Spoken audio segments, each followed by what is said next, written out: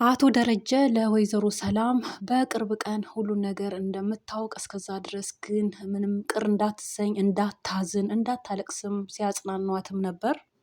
የአቤጌል የተንኮል ጥናቷ እንደቀጠለ ነው። ናታን ለዳጣ ፍቅሩን ገልጾላት ነበር። ሰላምና ጤና ይብዛላችሁ ውድና የተከበራችሁ በዓለም ዙሪያ ለምትገኙ ውድ ኢትዮጵያውያን ኤርትራውያን በሙሉ በያላችሁበት ሰላምታ ይድረሳችሁ። እንኳን ወደዚህ ቻናል በደህና መጣችሁ። ዛሬም በአዲስ ቪዲዮ መጥቻለሁ። በዳጣ ድራማ ቪዲዮን በማየት እስከ ፍጻሜ አብራችሁን እንድትቆዩ በአክብሮት ጋበዝኩ። ለቻናሉ አዲስ ከሆናችሁ ሰብስክራይብ በማድረግ ተቀላቀሉ፣ ቤተሰብ ይሁኑን። ቪዲዮንም ላይክ በማድረግ ሀሳብ አስተያየታችሁን በኮሜንት ማስቀመጥ ይቻላል። አቶ ደረጀና ወይዘሮ ሰላም ምቹ ጊዜ አግኝተው በቤት ማንም አልነበረምና ሚስጥሮቻቸውን ሲነጋገሩም ነበር። አቶ ደረጀም ለሰላም አይዞሽ፣ እንግዲህ በቅርብ ጊዜ ሁሉ መልካም ይሆናል፣ ነገር ግን አሁንም ቢሆን ለትዳሬ ስቲ፣ ለልጆቼ፣ ለባለቤቴ ስቲ ሚስጥሬን ጠብቂ፣ እናም ስለ ሁሉም ነገር እንዳትጨነቂ፣ ሁሉ ነገር በቅርብ ቀን መልካም ሆኖ ታይዋለች ሲል ሲያጽናናትም ነበር። ወይዘሮ ሰላምም እሽታዋን ገልጻ፣ ነገር ግን ስለ ልጇ ስለምትጠብቃት፣ ልጇ ስለምትናፍቃት፣ እድሜ ልኳን ስለጠበቀቻት ልጇ የሚያውቀው ነገር አለ እንደሆነ አቶ ደረጀን ስትጠይቀው ነበር። አቶ ደረጀም እንግዲህ አሁን ላይ ምንም ነገር ሊላት እንደማይችል ነው የነገራት። ነገር ግን በቅርብ ቀን ሁሉ ነገር ልታውቅ እንደምትችል፣ ሁሉ ነገር ደግሞ ጥሩ እንደሆነ መልካም እንደሆነ ምንም እንዳትጨነቅ፣ ነገር ግን በሰላም እንድትገላገል አይነት ነገር ሲነግራትም ነበር። በኋላም እንግዲህ ንግግራቸውን ከጨረሱ በኋላ ወደ ውጪ ሲወጣ እንግዲህ በር ላይ ቆሞ የሚያዳምጥ ሰው እንደነበር ነው የተመለከትነው።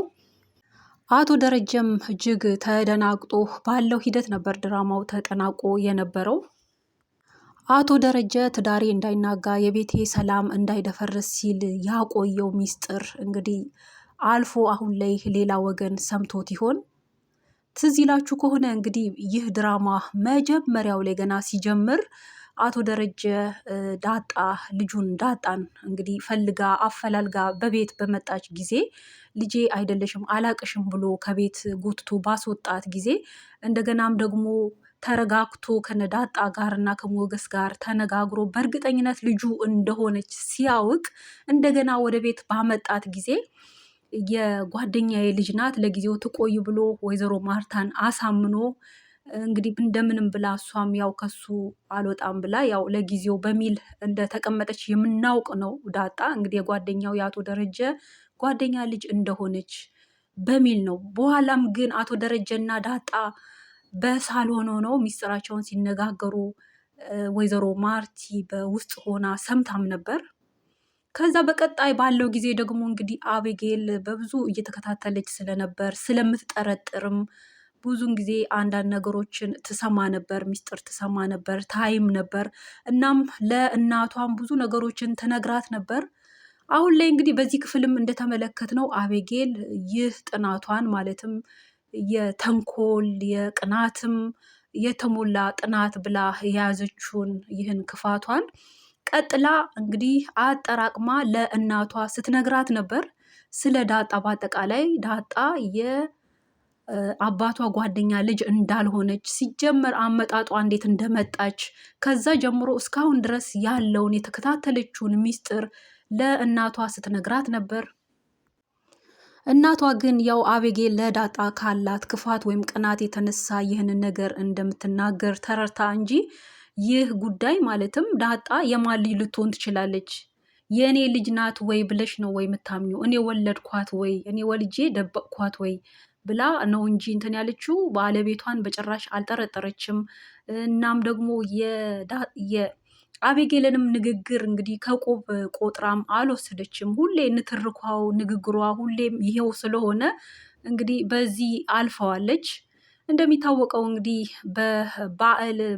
በገና በዓል ቤቱን ሞቅ ደመቅ አድርገው ቤተሰብ እንግዲህ አንድ ላይ በጥሩ ሁኔታ ሊያሳልፉ እያሉ እያለ አጠቃላይ የአመት ባሉን ድባብ አጠቃላይ የቤቱን ደስታ ሁሉ አደፍርሳ እንግዲህ ብትንትን ነው ያሉት የነበረው ማለት ነው።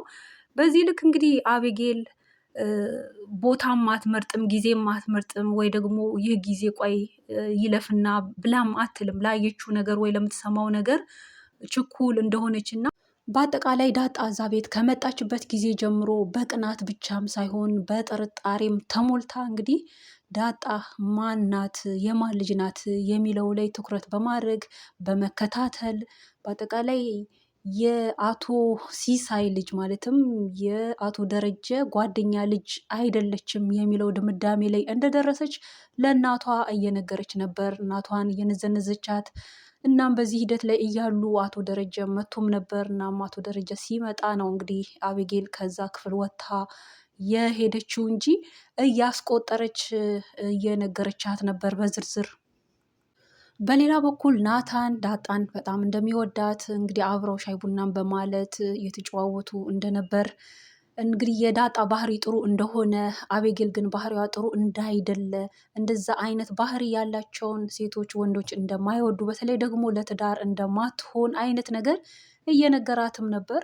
ዳጣም ያው አቤጌል እህቷ ስለሆነች እህቷ መሆኗን ስላረጋገጠች ምንም ቢሆን ስለ እህቷ እንዲህ ነው እንዲያ ሲባል አትፈልግም።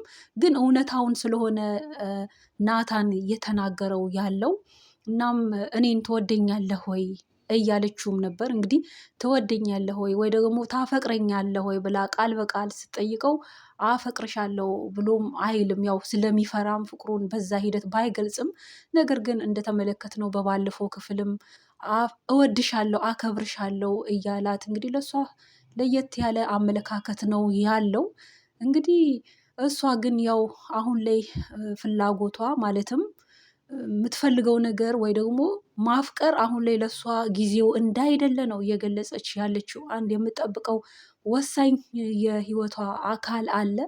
ከዛ በኋላ ምናልባት እንጂ አሁን ላይ ያንን ነገር እንደማትፈልገው አሁን ላይ ወቅቱ እንዳይደለ ነው ስትገልጽ የነበረው። ነገር ግን ወይዘሮ ሰላምም እንዳያመልጠሽ እያለቻት ነበር።